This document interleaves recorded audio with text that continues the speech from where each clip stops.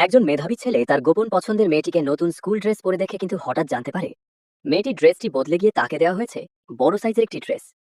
মেয়েটি বাধ্য হয়ে সেটি গ্রহণ করতে যাচ্ছিল, তখনই ছেলেটি কোনো কথা না বলে সেই ড্রেসটি কেড়ে নিয়ে দৌড় দেয়।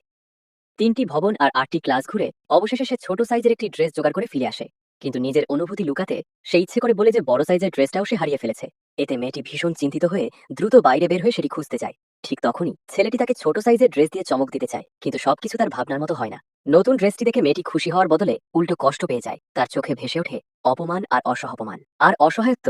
রাগে কষ্টে সে দৌড়ে চলে যায়, আর ছেলেটি কিছুতেই বুঝতে পারে না সে কত বড় ভুল করে ফেলেছে। সে কল্পনাও করতে পারে না এই সহজ সরল কান্নাকাটি করা মেয়েটি আসলে তার হৃদয় কাঁপানো মানুষ। এবং আরো বড় সত্য হলো সেই মেয়েটি তার নিজের বাগদত্তা। কিন্তু যেহেতু এটি ছিল পরিবারের ঠিক করা সম্পর্ক, তাই ছেলেটি কখনোই এই বিয়েকে মেনে নিতে পারেনি এবং শেষ পর্যন্ত সরাসরি সেই বিয়ে ভেঙে দেয়। তবে বিয়ে ভাঙার সময় তার দাদু মেয়েটির কাছে ক্ষমা চেয়ে পরিবারের পুরনো একটি জেডের লকেট উপহার দেন। তখনও জানতো না এই ছোট্ট লকেটটাই ভবিষ্যতে তাদের দুজনের আবার পরিচয় আর ভালোবাসা ফিরে পাওয়ার একমাত্র চিহ্ন হয়ে দাঁড়াবে।